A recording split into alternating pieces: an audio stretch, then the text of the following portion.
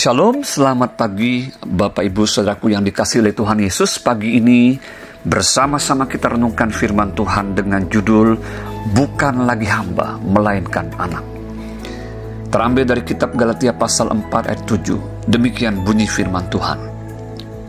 Jadi kamu bukan lagi hamba, melainkan anak. Jikalau kamu anak, maka kamu juga adalah ahli-ahli waris oleh Allah. Saudara, dalam surat Galatia 4 ini, Rasul Paulus hendak mengingatkan jemaat yang ada di Galatia agar jangan mau lagi diperhamba oleh tradisi, kepercayaan kepada ilah-ilah dan roh-roh dunia yang lemah dan miskin.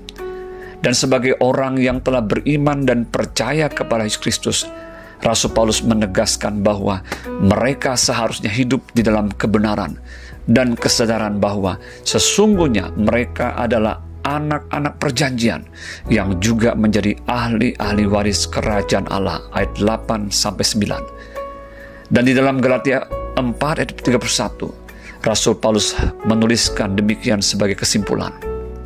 Karena itu saudara-saudara, kita bukanlah anak-anak hamba perempuan, melainkan anak-anak perempuan merdeka.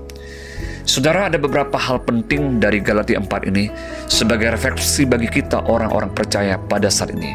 Yaitu yang pertama, kita yang beriman dan percaya kepada Yesus Kristus harus menyadari status kita sebagai anak-anak Allah dan ahli waris kerajaan Allah. Bila kita sadar status kita sebagai anak, maka kita tidak boleh bermental, berpikir, dan bertindak seperti seorang hamba. Seorang anak tentu memiliki hubungan dan kedekatan dengan sang Bapa. Demikian juga kita orang percaya seharusnya memiliki hubungan dan kedekatan dengan Bapa di surga. Oleh Roh Kudus kita dapat memanggil Tuhan, ya Abba, ya Bapa, ayat yang ke-6.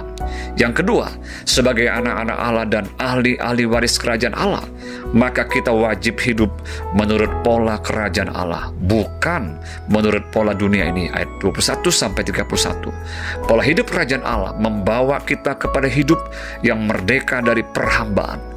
Kita tidak lagi takluk kepada hukum Taurat, tradisi-tradisi, cara-cara hidup dunia, dan roh-roh dunia ini yang miskin dan lemah. Ayat 7-9. Pola hidup kerajaan Allah membawa kita hidup dalam suatu otoritas untuk mengalahkan dosa dan kuk perhambaan oleh karena Kristus yang memberi kita kemenangan.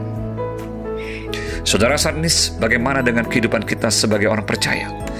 Apakah kita sadar akan status kita sebagai anak-anak Allah dan memiliki hubungan dan kedekatan dengan Bapa di surga selama kita menjalani kehidupan di dunia ini? Adakah hal-hal yang masih mengikat dan membuat kita menjadi hamba dosa dan ketidakbenaran serta hamba dari roh-roh dunia ini?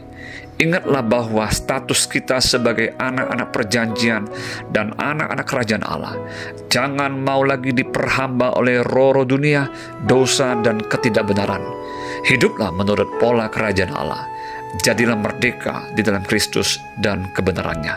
Tuhan Yesus memberkati. Shalom.